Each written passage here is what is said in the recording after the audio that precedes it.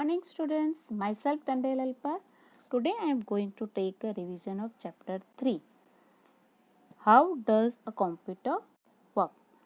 Listen students, I already take 2 chapters revision. Now I am going to take a chapter 3. So as I already explained, still I am going to explain it again.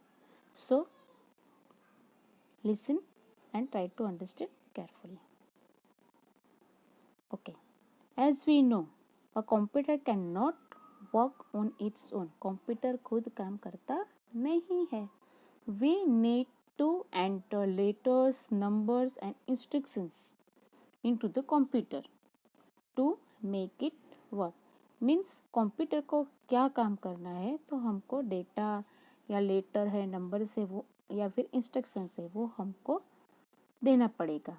These are called data. अभी जो letter, numbers and instructions हम दे रहे हैं उसको बोला जाता है data. Now different parts of computer do different task. अभी कंप्यूटर के जो अलग अलग पार्ट्स है, सब पार्ट्स का काम अलग अलग है.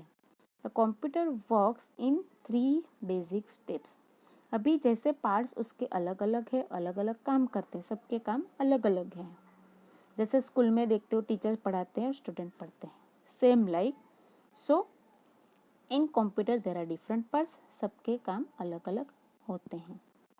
सो a computer works in 3 basic steps. अभी उसके स्टेप्स क्या है? 3 बेसिक स्टेप.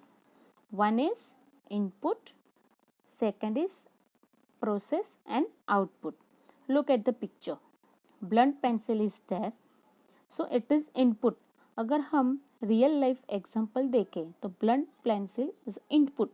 जैसे हमारे पास एक ब्लंट पेंसिल पड़ी है, ठीक है, तो हमको तो लिखने के लिए शार्प पेंसिल चाहिए, तो हम उसको क्या करेंगे? शार्प करेंगे. And after sharping we got the sharp pencil. So input में इसमें क्या आएगा? Blunt pencil is a input. जो शार्पनिंग कर रहे हैं वो क्या हो जाएगा? प्रोसेस. एंड जो आफ्टर शार्पनिंग हमको जो पेंसिल मिलेगी, शार्प पेंसिल, वो क्या हो गया? Output. Look at the next example. Now look, here are dirty clothes. So dirty clothes में हम क्या करेंगे? क्लोथ्स को क्या करेंगे? वॉशिंग करेंगे, और आफ्टर वॉशिंग हमको क्लीन क्लोथ्स मिलेंगे, right? So dirty clothes is a input and washing is a process and the clean clothes are the output. I hope you understand this carefully. ठीक है? Now let us understand by taking an example of our body. Now I also explained it before, but still I am going to explain it again. When teacher ask a question, जब हम teachers कुछ भी आपको पूछते हैं तो आप कहाँ से सुनते हैं? कानों से. एंड देखते कैसे हो? किससे देखते हो? आँखों से. The ears and eyes are the input unit. अभी हम हमारे बॉडी पार्ट को एग्जाम्पल लेके समझे तो eyes and ears are the input units. Now afterwards क्या होता है? जो भी हम देखते हैं, सुनते हैं, वो कहाँ पे स्टोर होता है? माइंड में, कि टीचर ने क्या बोला. देन आप क्या करोगे? सोचोगे. किसके बारे में? जो क्वेश्चन पूछा उसके बारे में सोचोगे. एंड आप क्या करोगे? बोलोगे. ऑर्डर कौन देगा? ब्रेन ही ऑर्डर देगा मुंह को बोलने के लिए, ठीक है. In this way the brain works like a processing unit. And when we answer with our mouth, कि जब हम माउथ से आंसर बोलते हैं, so it is work like an output unit. And if we are writing, तो hand आपका भी एक आउटपुट यूनिट हो गया. So children, I hope you understand. Okay. Now input क्या है? The data and instructions that we enter into a computer are called input. अभी जो भी डेटा और इंस्ट्रक्शंस हम देते हैं कंप्यूटर में, उसको क्या बोला जाता है? Input. Again I want to explain. Data क्या हो सकता है?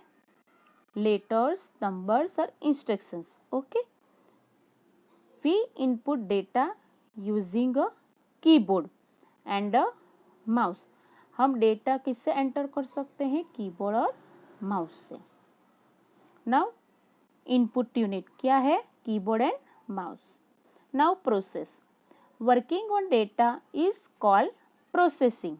अभी जो भी डेटा हमने एंटर किया है, like enter numbers and letters and numbers, अभी उस पर जो वर्किंग होगा that is called processing. And ये काम कौन करेगा? CPU. The CPU works on data and does all the thinking and calculation. में सोचने का काम और काउंटिंग का काम कौन करेगा? CPU.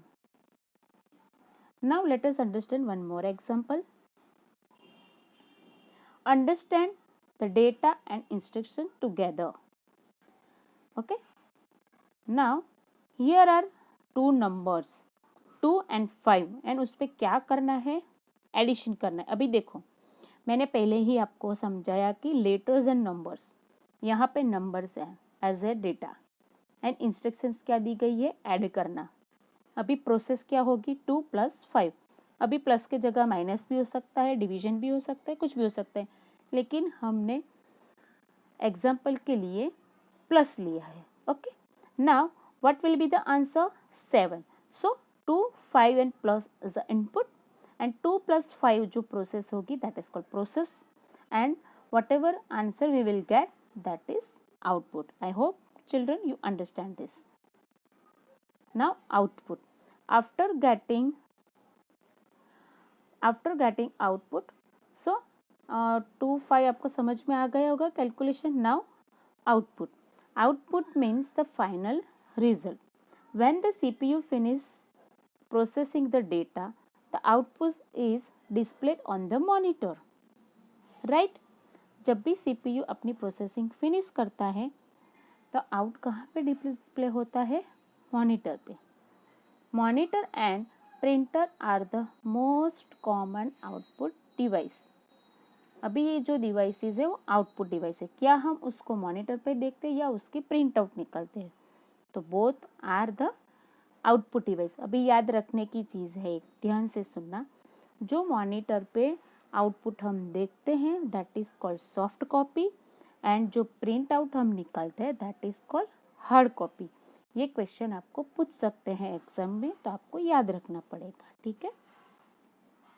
I hope children you understand everything whatever I explained, but if you have any query you can feel free to ask me. Okay, goodbye children, stay safe, stay healthy, and I hope all are fine and doing your homework properly. Okay, all the best for your coming exam students.